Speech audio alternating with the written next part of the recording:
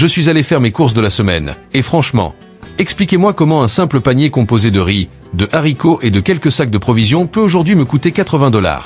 Jamais, je dis bien jamais, je n'aurais imaginé devoir m'endetter juste pour acheter ce dont ma maison a besoin. Souvenez-vous, la dernière fois que vous avez pris un pain sans même regarder le prix, ça remonte à quand? En 1933, des files interminables d'Américains attendaient leur tour dans le froid pour une simple assiette de soupe. Près d'un siècle plus tard, la soupe existe toujours, sauf qu'aujourd'hui, elle se trouve sous les néons des supermarchés modernes, rythmée par le bip des caisses automatiques. Un gallon de lait coûte désormais 6,50 $, la boîte d'œufs dépasse les 4,60 $, et pendant ce temps, votre salaire n'a augmenté que de 4%. Chaque semaine, une famille américaine sur 4 saute au moins un repas. Pas pour maigrir. Pas par choix. Mais simplement parce que manger à sa faim est devenu un luxe. Et le plus inquiétant, c'est que cela ne touche plus seulement les foyers modestes. Désormais, la classe moyenne, les retraités, et même les ouvriers d'usine revivent une version silencieuse de la Grande Dépression. En réalité, la Grande Dépression n'a jamais vraiment disparu. Elle a juste changé de nom. Aujourd'hui, on l'appelle le ticket de caisse. Alors dans cette vidéo, on va traverser 5 États américains où le simple chariot de supermarché est devenu le symbole d'un désespoir grandissant. Et peut-être qu'en les découvrant, vous vous demanderez, est-ce que mon réfrigérateur sera le prochain à se vider? Numéro 5, la Californie.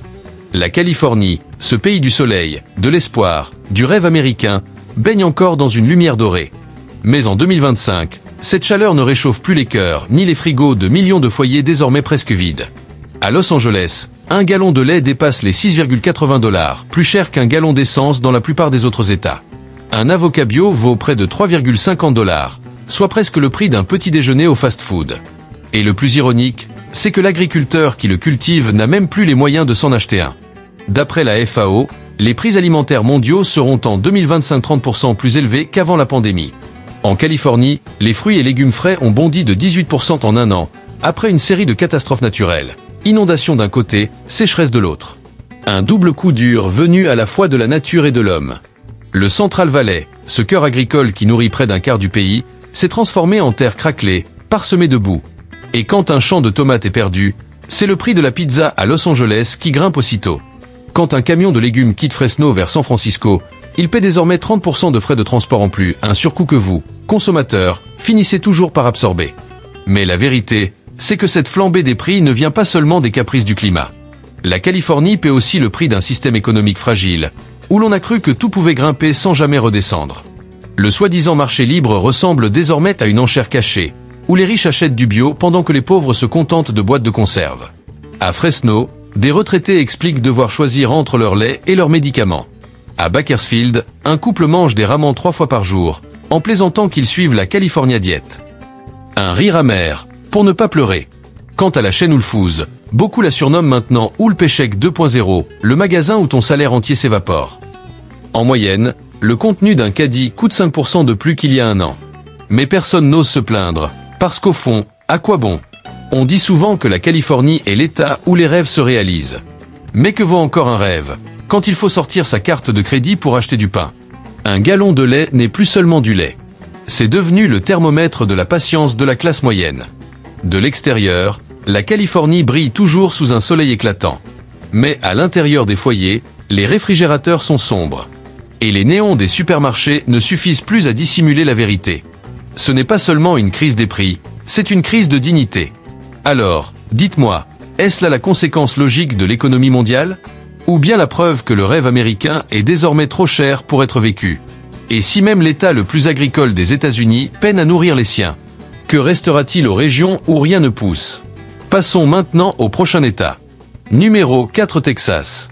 Quittons la Californie et mettons le cap sur le Texas, terre des cow-boys, du barbecue et de la liberté.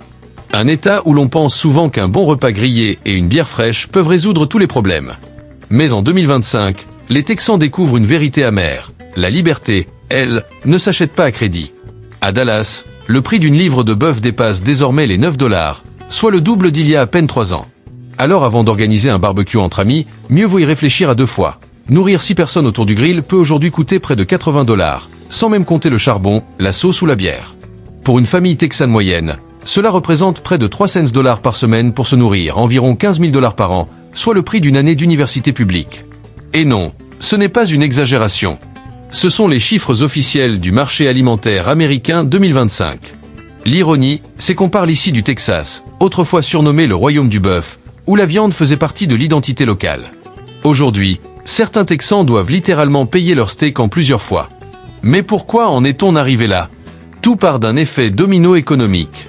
Les nouvelles taxes d'importation imposées au Mexique et à la Chine ont provoqué une hausse des coûts d'alimentation animale de 20%, de 15% pour les engrais, et une explosion des frais de transport, aussi brutale qu'une flambée pétrolière.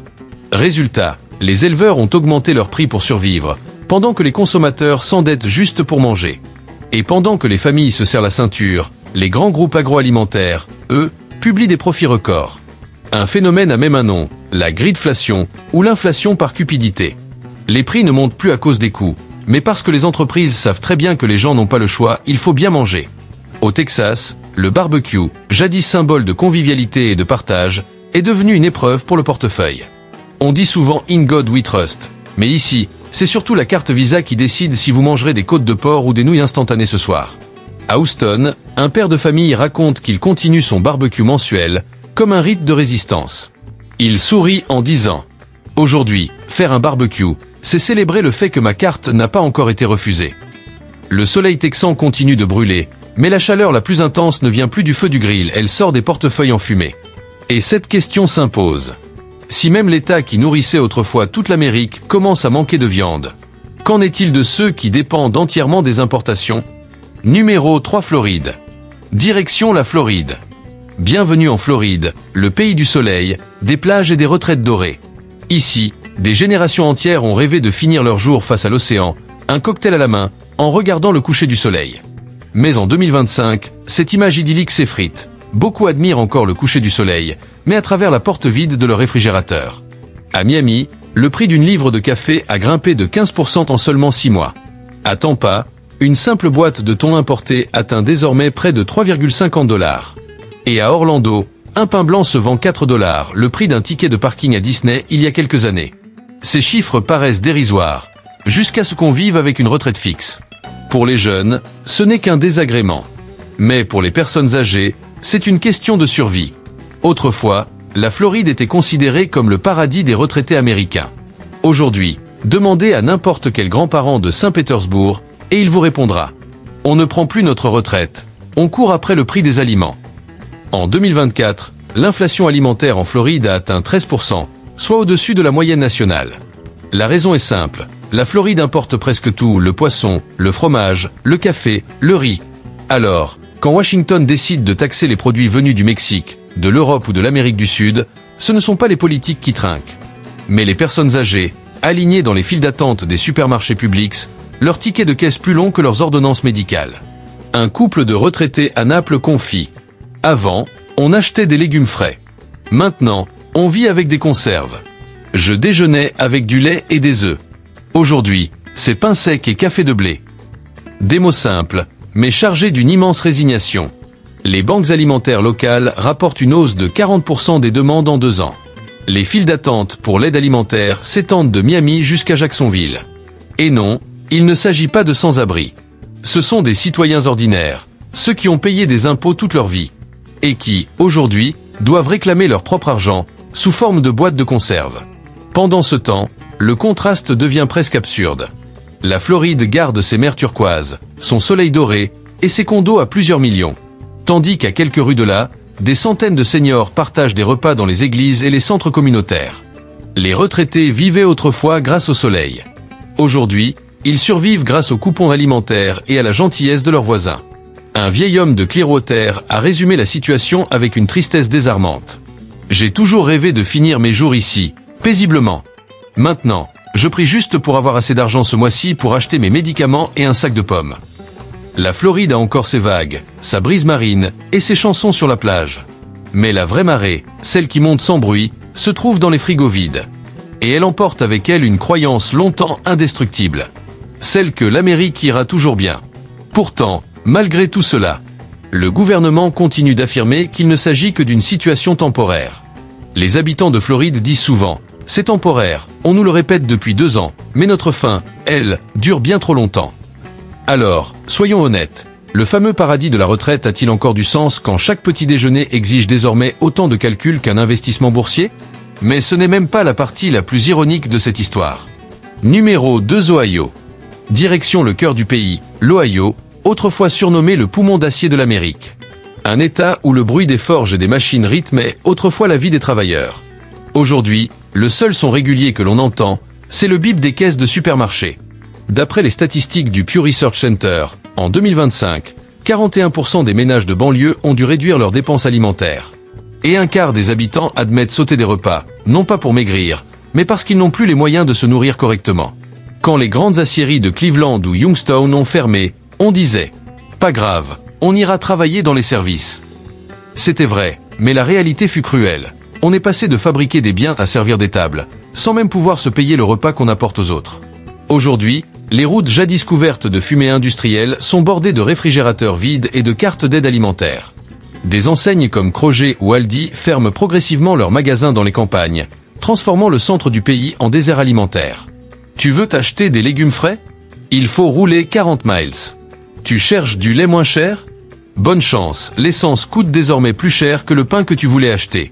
Dans les zones rurales, on plaisante amèrement. Si le prix du carburant monte encore, j'irai à pied.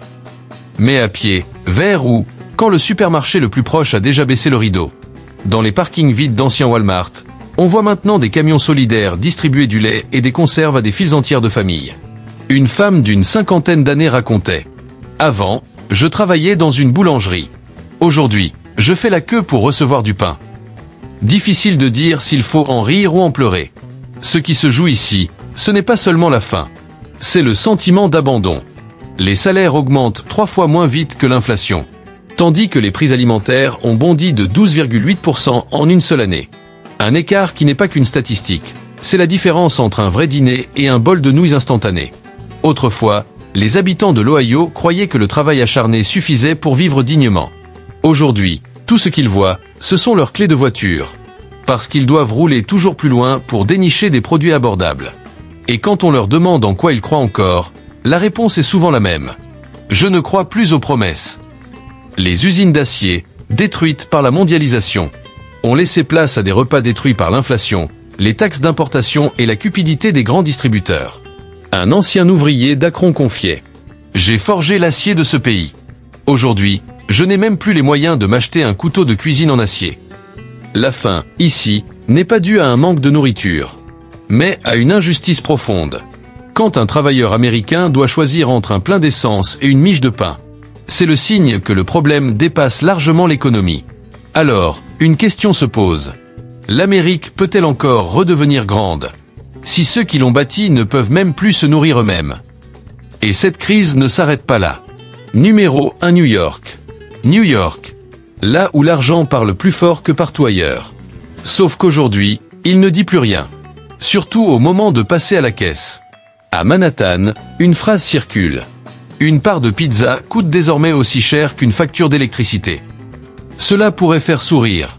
Mais en 2025, c'est devenu la pure réalité. Une simple part de pizza au fromage dépasse les 6 $. Et avec quelques garnitures, on approche déjà les 10. Un pain blanc, 4 $. Et pour une semaine de courses, lait, légumes et un peu de viande, il faut compter 200 $. Pas pour festoyer, juste pour survivre. Dans cet Empire State où l'économie était autrefois en plein essor, la seule chose qui croît encore, c'est le ticket de caisse. Selon Nielsen IQ, les prix alimentaires ont bondi de 12,8% à New York en 2025. 3 fois plus vite que les salaires. Un employé de bureau gagnant 60 000 $ par an dépense désormais un quart de son revenu juste pour manger. Résultat, on habite à Manhattan, mais on vit comme si on était à crédit dans le New Jersey. Et ce n'est pas une inflation normale. C'est la fameuse gridflation, l'inflation alimentée par la cupidité. Les entreprises augmentent les prix bien au-delà de leur coût réel. Pendant que les petits commerces disparaissent, étranglés par des loyers exorbitants. Le consommateur n'a plus le choix. Il doit se tourner vers les grandes chaînes monopolistiques. Aujourd'hui, à New York, une pomme bio coûte parfois plus cher qu'un ticket de métro. Les habitants patientent dans les files de Trader Joe's. Regardent les étiquettes et murmurent. La prochaine fois, je prendrai seulement l'essentiel. Mais ce qui était essentiel autrefois est désormais devenu un luxe. Alors, ils achètent à crédit. Une facture de 200 $ peut vite grimper à 250 après 20% d'intérêt si elle n'est pas payée immédiatement. Une femme de Brooklyn résumait la situation avec amertume. Avant, je payais mon iPhone en plusieurs fois. Maintenant, c'est ma salade que je paie en mensualité. Le dicton a fait rire tout le monde, mais c'était un rire un peu amer, coincé dans la gorge. Même les foyers considérés comme stables, ceux qui ont un emploi et un toit sur la tête, ne sont plus épargnés. Beaucoup réduisent leur sortie au restaurant, se tournent vers les surgelés ou sautent carrément un repas. Sur Lexington Avenue, des petits restaurants familiaux ferment les uns après les autres, mois après mois. Non pas parce que les clients ont disparu, mais parce que leurs portefeuilles, eux, sont vides. Les New-Yorkais, réputés pour leur endurance et leur capacité à surmonter toutes les tempêtes, ne s'attendaient pas à devoir livrer bataille contre le rayon légumes. La ville qui ne dort jamais, aujourd'hui, semble jeûner. La nuit, les lumières brillent encore, mais dans bien des appartements, on n'entend plus que le ronronnement des réfrigérateurs aussi vides que l'économie elle-même. La pizza a toujours cette odeur appétissante, mais la saveur de la liberté, elle, s'évapore lentement. Désormais, la question n'est plus « comment bien vivre à New York ?», mais plutôt « comment rester un New-Yorkais quand la ville grignote peu à peu tes rêves ?» Et le plus ironique dans tout ça, c'est qu'alors que des millions d'Américains ont du mal à se nourrir, le pays jette chaque année près de 40% de sa production alimentaire. Une nation débordante de ressources, mais incapable de partager. On aime appeler les États-Unis la terre des opportunités.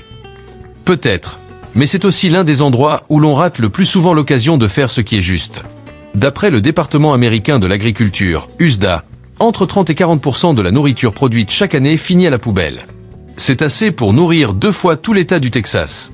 Et pendant ce temps, l'organisation Feeding America distribue en 2025 plus de 6 milliards de repas d'urgence, un record historique. D'un côté, des montagnes de nourriture jetée. De l'autre, des files d'attente interminables devant les banques alimentaires. Même pays, même journée, 2 réalités opposées. Les justifications semblent raisonnables. Règles sanitaires, coûts de transport, normes de distribution, gestion logistique. Mais si on creuse un peu, la vérité est bien plus simple et amère. La faim ne vient pas du manque, mais de la cupidité. Des tomates jugées trop difformes finissent à la benne. Du lait jeté après 24 heures, alors qu'il est encore bon. Des restaurants préfèrent détruire leurs restes plutôt que de les donner, par peur d'un procès. Et pendant que le gouvernement débat d'un budget anti-famine, les tasses de café et les croissants restent intacts sur la table. Dans l'Ohio, un homme qui faisait la queue pour recevoir de la nourriture a murmuré « Je ne veux pas mendier, je veux juste récupérer ce qu'ils ont jeté hier soir ». Une phrase toute simple, mais qui résume la fracture de 2 Amériques, celle qui mange trop et celle qui n'ose plus manger à sa faim. Le plus absurde, c'est que détruire toute cette nourriture coûte encore de l'argent. Des milliards de dollars sont dépensés chaque année pour transporter, enfouir et traiter les déchets alimentaires. Oui, l'Amérique paie pour ignorer sa propre faim. Le système de distribution, pourtant parmi les plus sophistiqués au monde, laisse d'énormes failles, si grandes qu'une moitié du pays s'y engouffre. Les grands groupes verrouillent la chaîne d'approvisionnement, décident ce qui mérite d'être vendu et ce qui sera jeté. Pendant ce temps, les églises et les associations doivent supplier pour obtenir quelques stocks, comme si la charité devait elle aussi avoir une autorisation. Autrefois, le rêve américain commençait par une maison, une voiture et un repas chaud. Aujourd'hui, il débute avec un caddie vide et l'espoir que le prix du lait baisse la semaine prochaine. On ne sauvera peut-être pas toute l'économie, mais on peut préserver notre humanité. En partageant ce qu'on a, en soutenant les producteurs locaux, en aidant les banques alimentaires, et surtout en cessant de considérer un ventre plein comme quelque chose d'acquis. Parce que lorsque l'on recommence à se soucier des repas, pas seulement des nôtres, mais aussi de ceux des autres, on rebâtit, pierre après pierre, la véritable base du rêve américain. Et maintenant, j'aimerais entendre ton avis. Ressens-tu, toi aussi, que le coût de la nourriture devient un poids insupportable dans ton état? Est-ce mieux, ou pire que ce qu'on décrit ici? Partage ton histoire dans les commentaires. Chaque témoignage, aussi petit soit-il, permet à d'autres de se sentir moins seuls. Si cette vidéo t'a fait réfléchir, abonne-toi pour continuer à explorer avec nous les vraies histoires de l'économie, de la société et des gens. Des récits que les grands médias mentionnent à peine.